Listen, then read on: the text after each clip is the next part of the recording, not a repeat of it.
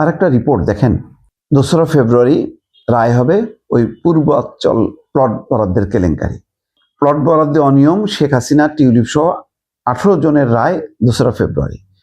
তো নিশ্চিতভাবে বোঝাই যাচ্ছে যে এই রায় ক্লাস হয়তো 2-1 হবে, কিন্তু মূল যারা শেখ হাসিনা, রেহেনা বা তার পরিবারবর্গ তারা কিন্তু ছাড় পাবে না।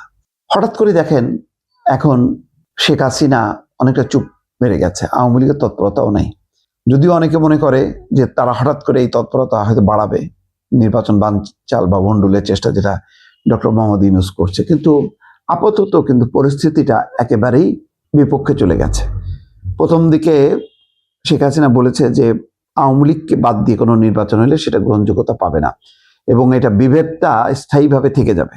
কিন্তু বাস্তবে যেটা হচ্ছে যে ইউরোপীয় ইউনিয়ন সহ পশ্চিমারা কেউ কিন্তু মুখ ফুটে বলছে না যে আওয়ামী লীগকে এই নির্বাচনে নিতে হবে। ভারত প্রথম দিকে একটু সোচ্চার হলেও পরে তারা বুঝে গেছে যে এটা নিয়ে আর টানাহেঁচড়া করা যাবে না বা টানাটানি করে লাভ নেই, বরং এই নির্বাচনে জামাত আসুক, বিএনপি আসুক, তাদের সাথে একটা সখ্যতা তৈরি করে মোটামুটি একটা যেই এখন সর্বনিম্ন কূটনৈতিক সম্পর্কের যে তলানিতে চলে গেছে সেটাকে একটা ভারসাম্যমূলক একটা অবস্থায় রাখা। বাংলাদেশেরও তাই লক্ষ্য যে ভারতের সাথে অ্যাটলিস্ট একটা সম্পর্ক বজায় রাখা দরকার, নতুন উভয় দেশের জনগণ ক্ষতিগ্রস্ত হবে, ব্যবসা বাণিজ্য, অর্থনৈতিক, যাতায়াত সব ক্ষেত্রেই একটা যে প্রতিবেশীর সাথে যে একটা সম্পর্কের একটা নর্মাল সম্পর্ক, সেই নর্মাল সম্পর্কটা নিয়ে আসতে চায়।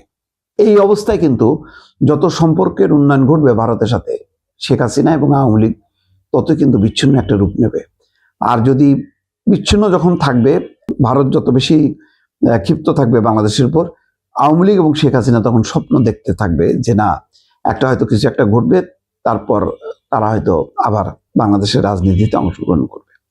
এখন হয়তো ভারতীয় নীতি নির্ধারকরা মনে করছে যে আওয়ামী লীগকে আর শেখ হাসিনা সহ পুনর্বাসিত করা যাবে না, নির্বাচিত সরকার আসলে একটা ভারসাম্যর জায়গায় নিয়ে আসতে ভারতের অনুরোধে হয়তো সাড়া দিতে পারে রাজনৈতিক কর্তৃপক্ষ।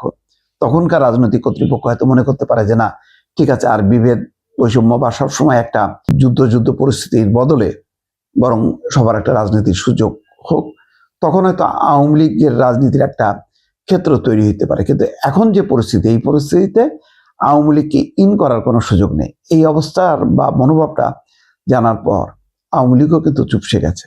শেখ হাসিনার এখন কোনো বিচার, তার রাজনৈতিক লক্ষ্য, বাংলাদেশের নির্বাচন আর 1 মাস পরে যেটা হবে, এটা নিয়ে কিন্তু খুব একটা বাতচিত নেই, মানে অনেকটাই জেমায় গেছে। এই অবস্থার মধ্যে দেখছি যে প্লট বরাদ্দ অনিয়ম, শেখ হাসিনা, টিউলিপ সহ 18 জনের রায়। দিনকে দিন এই অবস্থাটা অন্তত কতদিন অব্যাহত থাকবে জানি না।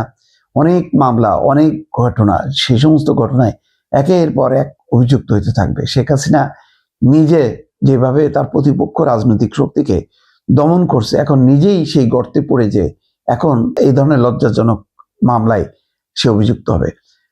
যেমন জিয়া অরফানেজ মামলায় কি হলো, চ্যারিটেবল মামলা, জিয়া ট্রাইড, এটা খুবই একটা সামান্য জিনিসটাকে ফুলায় ফাপায় এতিমের টাকা মেরে দিয়েছে বলে আওয়াজ তুলে বেগম খালেদা জিয়াকে যেভাবে হেনস্থা করছে।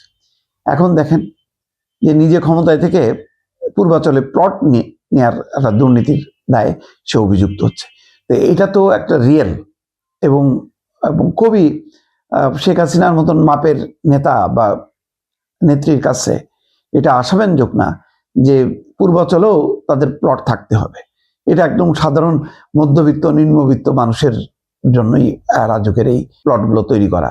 তো সেখানে হাত বসানো এবং সেই ঘটনার এখন বিচার, এটা সম্মানজনক হচ্ছে না। তো হয়তো এখন আওয়ামী লীগেরা মনে করতেছে এটা রাজনৈতিক উদ্দেশ্যে বিচার, কিন্তু ঘটনা তো সত্য। ঘটনা যতই রাজনীতির আবরণে এটা ঢাকা পড়ুক না কেন, এটা কখনো মোছা যাবে না।